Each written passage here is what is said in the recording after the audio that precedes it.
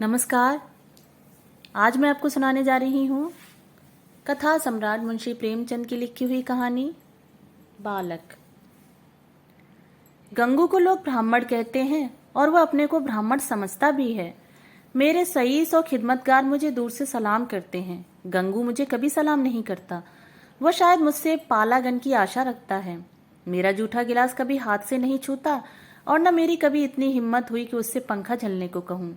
जब मैं पसीने से तर होता हूँ और वहां कोई दूसरा आदमी नहीं होता तो गंगू आप पंखा उठा लेता है, लेकिन उसकी मुद्रा से यह भाव स्पष्ट प्रकट होता है कि मुझ पर कोई एहसान कर रहा है और मैं भी न जाने क्यों फौरन ही उसके हाथ से पंखा छीन लेता हूँ।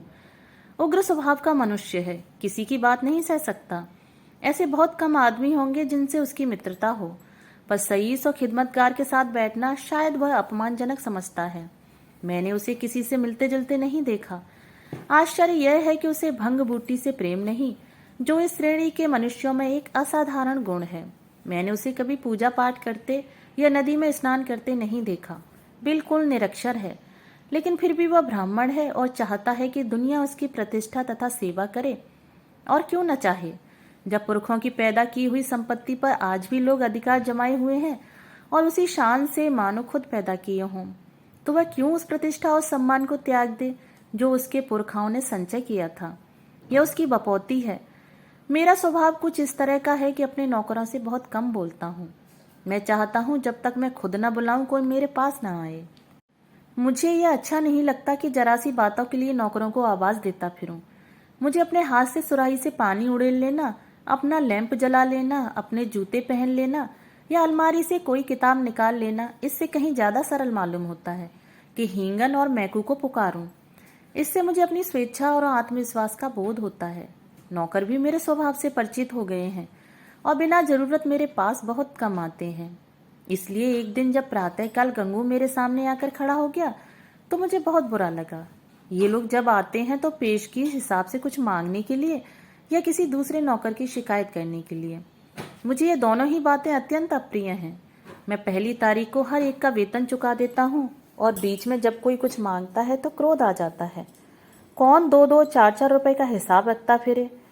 फिर जब किसी को महीने भर की पूरी मजूरी मिल गई तो उसे क्या हक है कि उसे 15 दिन में खर्च कर दे और ऋण या पेशगी की शरण ले। और शिकायतों से तो मुझे घृणा है। मैं शिकायतों को दुर्बलता का प्रमाण समझता हूँ या ठकुर सुहाती की क्षुद्र चेष्टा। मैंने माथा सिकोड़कर कहा, क्या बात है, मैंने तुम्हें बुलाया नहीं। गंगू के तीखे अभिमानी मुख पर आज कुछ ऐसी नम्रता, कुछ ऐसी याचना, कुछ ऐसा संकोच था कि मैं चकित हो गया। ऐसा जान पड़ा वह कुछ जवाब देना चाहता है मगर शब्द नहीं मिल रहे हैं। मैंने जरा नम्र होकर कहा, आखिर क्या बात है, कहते क्यों नहीं। तुम जानते हो यह मेरे टहलने का समय है, मुझे देर हो रही है। गंगू ने निराशा भरे स्वर में कहा, तो आप हवा खाने जाएं, मैं फिर आ जाऊंगा। यह अवस्था और भी चिंताजनक थी। इस जल्दी में तो वह एक क्षण में अपना वृत्तांत कह सुनाएगा। वह जानता है कि मुझे ज्यादा अवकाश नहीं है। दूसरे अवसर पर तो दुष्ट घंटा रोएगा। मेरे कुछ लिखने पढ़ने को तो वह शायद कुछ काम समझता हो, लेकिन विचार को, जो मेरे लिए सबसे कठिन साधना है, वह मेरे विश्राम का समय समझता है। वह उसी वक्त आकर मेरे सिर पर सवार हो जाएगा। मैंने निर्दयता के साथ कहा, क्या कुछ पेशगी मांगने आए हो। मैं पेशगी नहीं देता। जी नहीं सरकार, मैंने तो कभी पेशगी नहीं मांगा। तो क्या किसी की शिकायत करना चाहते हो। मुझे शिकायतों से घृणा है। जी नहीं सरकार, मैं तो कभी किसी की शिकायत नहीं करता। गंगू ने अपना दिल मजबूत किया। उसकी आकृति से स्पष्ट झलक रहा था मानो वह कोई छलांग मारने के लिए अपनी सारी शक्तियों को एकत्रित कर रहा हो। वो लड़खड़ाती हुई आवाज में बोला, मुझे आप छुट्टी दे दें, मैं आपकी नौकरी अब न कर सकूंगा। यह इस तरह का पहला प्रस्ताव था जो मेरे कानों में पड़ा। मेरे आत्माभिमान को चोट लगी। मैं जब अपने को मनुष्यता का पुतला समझता हूँ, अपने नौकरों को कभी कटु वचन नहीं कहता, अपने स्वामित्व को यथासाध्य म्यान में रखने की चेष्टा करता हूँ, तब मैं इस प्रस्ताव पर क्यों न विस्मित हो जाता। कठोर स्वर में बोला, क्यों, क्या शिकायत है। आपने तो हुजूर जैसा अच्छा स्वभाव पाया है, वैसा क्या कोई पाएगा। लेकिन बात ऐसी आ पड़ी है कि अब मैं आपके यहाँ नहीं रह सकता।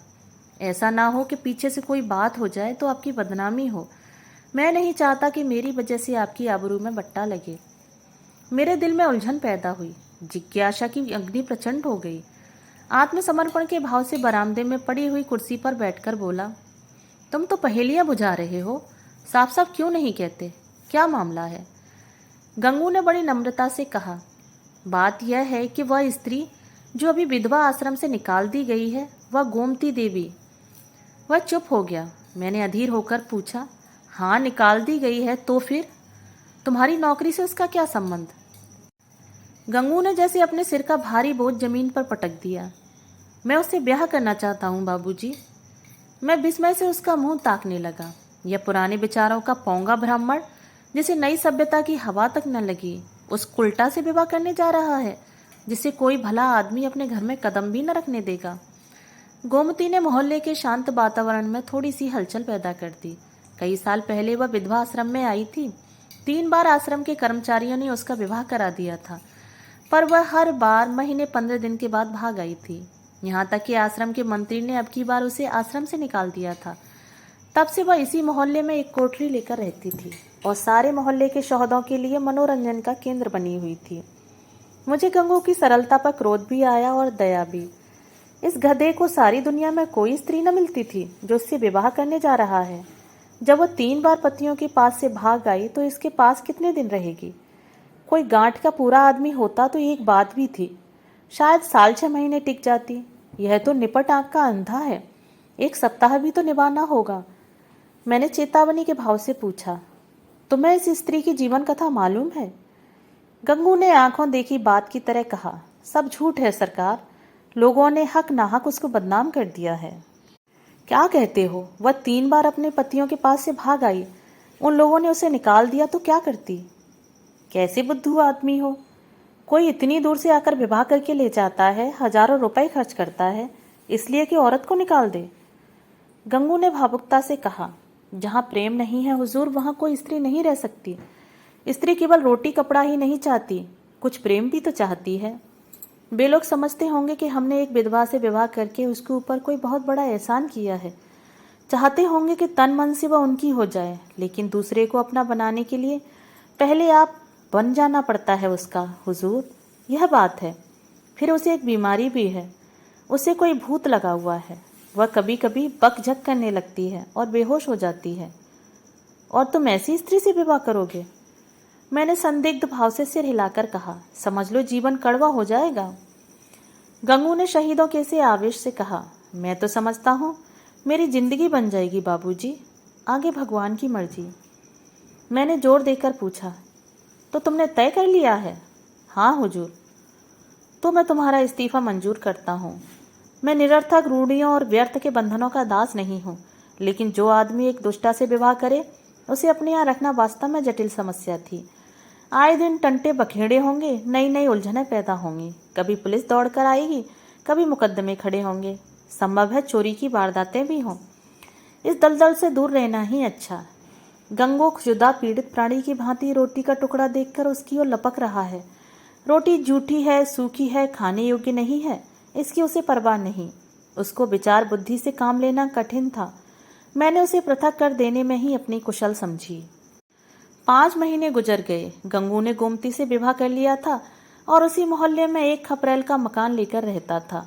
वह अब चाट का खोंचा लगाकर गुजर बसर करता था। मुझे जब कभी बाजार में मिल जाता तो मैं उसका कुशल क्षेम पूछता। मुझे उसके जीवन से विशेष अनुराग हो गया था। यह एक सामाजिक प्रश्न की परीक्षा थी, सामाजिक ही नहीं मनोवैज्ञानिक भी। मैं देखना चाहता था इसका परिणाम क्या होता है। मैं गंगू को सदैव प्रसन्न मुख देखता। समृद्धि और निश्चिंतता के मुख पर जो एक तेज और स्वभाव में जो आत्मसम्मान पैदा हो जाता है, वो मुझे यहाँ प्रत्यक्ष दिखाई देता था। रुपए 20 आने की रोज बिक्री हो जाती थी। इसमें लागत लगाकर 8-10 आने बच जाते थे। यही उसकी जीविका थी। किंतु इसमें किसी देवता का वरदान था, क्योंकि इस वर्ग के मनुष्यों में जो निर्लज्जता और विपन्नता पाई जाती है, इसका वहाँ चिन्ह तक न था। उसके मुख पर आत्मविकास और आनंद की झलक थी, जो चित्त की शांति से ही आ सकती है। एक दिन मैंने सुना कि गोमती गंगू के घर से भाग गई है। कह नहीं सकता कि क्यों। मुझे इस खबर से एक विचित्र आनंद हुआ। मुझे गंगू के संतुष्ट और सुखी जीवन पर एक प्रकार की ईर्ष्या होती थी। मैं उसके विषय में किसी अनिष्ट की, किसी घातक अनर्थ की, किसी लज्जास्पद घटना की प्रतीक्षा करता था। इस खबर से ईर्ष्या को सांत्वना मिली। आखिर वही बात हुई जिसका मुझे विश्वास था। आखिर बच्चा अपनी दूरदर्शिता का दंड भोगना ही पड़ा। अब देखें कैसे मुंह दिखाते हैं। अब आंखें खुलेंगी और मालूम होगा कि लोग जो उन्हें इस विवाह से रोक रहे थे उनके कैसे शुभ चिंतक थे। उस वक्त तो ऐसा मालूम होता था मानो आपको कोई दुर्लभ पदार्थ मिला जा रहा हो, मानो मुक्ति का द्वार खुल गया है। लोगों ने कितना कहा कि यह स्त्री विश्वास के योग्य नहीं है, कितनों को दगा दे चुकी है, तुम्हारे साथ भी दगा करेगी, लेकिन इन कानों पर जूं तक न रहेंगी। अब मिलें तो जरा उनका मिजाज पूछूं। कहूँ क्यों महाराज, देवी जी का यह वरदान पाकर प्रसन्न हुए या नहीं? तुम तो कहते थे कि यह वैसी नहीं है, ऐसी है। लोग उस पर केवल दुर्भावना के कारण दोष आरोपित करते हैं। अब बतलाओ किसकी भूल थी? उसी दिन संयोगवश गंगू से बाजार में भेंट हो गई। घबराया हुआ था, बदहवास था, बिल्कुल खोया हुआ। मुझे देखते ही उसकी आंखों में आंसू भर आए, लज्जा से नहीं, व्यथा से। मेरे पास आकर बोला, बाबूजी, गोमती ने मेरे साथ विश्वासघात किया। मैंने कुटिल आनंद से लेकिन कृत्रिम सहानुभूति दिखाकर कहा, तुमसे तो मैंने पहले ही कहा था, लेकिन तुम माने ही नहीं। अब सब्र करो, इसके सिवाय और क्या उपाय है? रुपए पैसे कुछ ले गई या छोड़ गई? गंगू ने छाती पर हाथ रखा। ऐसा लगा मानो मेरे इस प्रश्न ने उसके हृदय को विदीर्ण कर दिया। अरे बाबूजी, ऐसा न कहिए। उसने धेले की भी चीज नहीं छुई, अपना जो कुछ था वह भी छोड़ गई। न जाने मुझ में क्या बुराई देखी। मैं उसके योग्य न था, और क्या कहूँ। वह पढ़ी लिखी थी, मैं करिया अक्षर भैंस बराबर। मेरे साथ इतने दिन रही, यही बहुत था। कुछ दिन और उसके साथ रह जाता तो आदमी बन जाता। उसका आपसे कहाँ तक बखान करूं हुजूर। औरों के लिए चाहे जो कुछ रही हो, मेरे लिए तो किसी देवता का आशीर्वाद थी। न जाने मुझसे क्या ऐसी खता हो गई, मगर कसम ले लीजिए जो उसके मुख पर मैल तक आया हो। मेरी औकात ही क्या है बाबूजी। 10-12 आने का मजूर हूं, पर इसी में उसके हाथों में इतनी बरकत की कि कमी नहीं पड़ी। मुझे इन शब्दों से घोर निराशा हुई। मैंने समझा था वह उसकी बेवफाई की कथा कहेगा और मैं उसकी अंधभक्ति पर कुछ सहानुभूति प्रकट करूंगा, मगर उस मूर्ख की आंखें अब तक न खुली। अब भी उसी का मंत्र पड़ रहा है। अवश्य ही इसका चित्त कुछ अव्यवस्थित है। मैंने कुटिल परिहास आरंभ किया, तो तुम्हारे घर से कुछ नहीं ले गई? कुछ भी नहीं बाबूजी, धेले की भी चीज नहीं। और तुमसे प्रेम भी बहुत करती थी। अब आपसे क्या कहूँ बाबूजी, वह प्रेम तो मरते दम तक याद रहेगा। फिर भी तुम्हें छोड़कर चली गई, यही तो आश्चर्य है बाबूजी। त्रिया चरित्र का नाम कभी सुना है? अरे बाबूजी, ऐसा ना कहिए। मेरी गर्दन पर कोई छुरी रख दे तो भी मैं उसका यश ही गाऊंगा। तो फिर ढूंढ निकालो। हाँ मालिक, जब तक उसे ढूंढ ना लाऊंगा मुझे चैन ना आएगा। मुझे इतना मालूम हो जाए कि वह कहाँ है, फिर तो मैं उसे ले ही आऊंगा। और बाबूजी, मेरा दिल कहता है कि वो आएगी जरूर, देख लीजिएगा। वह मुझसे रूठ कर नहीं गई, लेकिन दिल नहीं मानता। जाता हूँ, महीने 2 महीने जंगल पहाड़ की धूल छानूंगा, जीता रहा तो फिर आपके दर्शन करूंगा। यह कहकर वह उन्माद की दशा में एक तरफ चल दिया। इसके बाद मुझे एक जरूरत से नैनीताल जाना पड़ा, सैर करने के लिए नहीं। 1 महीने के बाद लौटा और अभी कपड़े भी न उतारने पाया था कि देखता हूँ गंगू एक नवजात शिशु को गोद में लिए खड़ा है। शायद कृष्ण को पाकर नंद भी इतने पुलकित न हुए होंगे। मालूम होता था कि उसके रोम रोम से आनंद फूटा पड़ता है। चेहरे और आंखों से कृतज्ञता और श्रद्धा के राग से निकल रहे थे। कुछ वही भाव था जो किसी क्षुधा पीड़ित भिक्षुक के चेहरे पर भरपेट भोजन करने के बाद नजर आता है। मैंने पूछा, कहो महाराज, गोमती देवी का कुछ पता लगा? तुम तो बाहर गए थे। गंगू ने आपे में न समाते हुए जवाब दिया, हाँ बाबूजी, आपके आशीर्वाद से ढूंढ लाया। लखनऊ के जनाने अस्पताल में मिली। यहाँ एक सहेली से कह गई थी कि अगर वह बहुत घबराएं तो बतला देना। मैं सुनते ही लखनऊ भागा और उसे घसीट लाया। घाते में यह बच्चा भी मिल गया। उसने बच्चे को उठाकर मेरी तरफ बढ़ाया, मानो कोई खिलाड़ी तमगा पाकर दिखा रहा हो। मैंने उपहास के भाव से पूछा, अच्छा, यह लड़का भी मिल गया? शायद इसीलिए वह यहाँ से भागी थी। है तो तुम्हारा ही लड़का। मेरा काहे को है बाबूजी, आपका है, भगवान का है। तो लखनऊ में पैदा हुआ? हाँ बाबूजी, अभी तो कुल 1 महीने का है। तुम्हारे ब्याह को कुल कितने महीने हुए? यह 7वां महीना जा रहा है। तो शादी के 6ठे महीने पैदा हुआ। और क्या बाबूजी, फिर भी तुम्हारा लड़का है? हाँ जी। कैसी बेसिर पैर की बातें कर रहे हो? मालूम नहीं वह मेरा आशा समझ रहा था या बन रहा था। उसी निष्कपट भाव से बोला, मरते मरते बच्ची, बाबूजी नया जन्म हुआ। 3 दिन 3 रात छटपटाती रही। कुछ न पूछिए। मैंने अब जरा व्यंग भाव से कहा, लेकिन 6 महीने में लड़का होते आज ही सुना। यह चोट निशाने पर जा बैठी। मुस्कराकर बोला, अच्छा वह बात, मुझे तो उसका ध्यान भी नहीं आया। इसी भय से तो गोमती भागी थी। मैंने कहा, गोमती अगर तुम्हारा मन मुझसे नहीं मिलता तो तुम मुझे छोड़ दो, मैं अभी चला जाऊंगा और फिर कभी तुम्हारे पास ना आऊँगा। तुमको जब कुछ काम पड़े तो मुझे लिखना, मैं भरसक तुम्हारी मदद करूँगा। मुझे तुमसे कुछ मलाल नहीं है। मेरी आंखों में तुम अब भी उतनी ही भली हो। अब भी मैं तुम्हें उतना ही चाहता हूँ। नहीं, अब मैं तुम्हें और ज़्यादा चाहता हूँ। लेकिन अगर तुम्हारा मन मुझसे फिर गया है तो मेरे साथ चलो। गंगू जीते जी तुमसे बेवफाई नहीं करेगा। मैंने तुमसे इसलिए विवाह नहीं किया कि तुम देवी हो, बल्कि इसलिए कि मैं तुम्हें चाहता था और सोचता था कि तुम भी मुझे चाहती हो। यह बच्चा मेरा बच्चा है, मेरा अपना बच्चा है। मैंने एक बोया हुआ खेत लिया तो क्या उसकी फसल को इसलिए छोड़ दूंगा कि उसे किसी दूसरे ने बोया था? यह कहकर उसने जोर से ठट्टा मारा।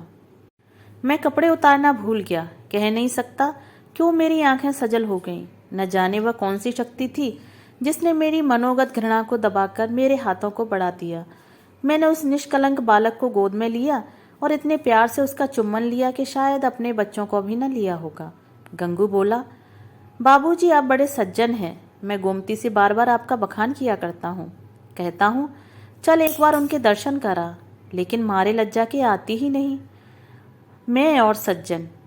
अपनी सज्जनता का पर्दा आज मेरी आंखों से हटा। मैंने भक्ति से डूबे हुए स्वर में कहा, नहीं जी, मेरे जैसे कलुषित मनुष्य के पास वह क्या आएगी। चलो मैं उनके दर्शन करने चलता हूँ। तुम मुझे सज्जन समझते हो। मैं ऊपर से सज्जन हूँ पर दिल का कमीना हूँ। असली सज्जनता तुम में है और यह बालक वह फूल है जिससे तुम्हारी सज्जनता की महक निकल रही है। मैं बच्चे को छाती से लगाए हुए गंगू के साथ चला। दोस्तों, अभी आप सुन रहे थे मुंशी प्रेमचंद की लिखी हुई कहानी बालक। अगर आपको ये कहानी पसंद आई हो तो मेरे चैनल को सब्सक्राइब और मेरी वीडियो को लाइक और शेयर जरूर करें। धन्यवाद।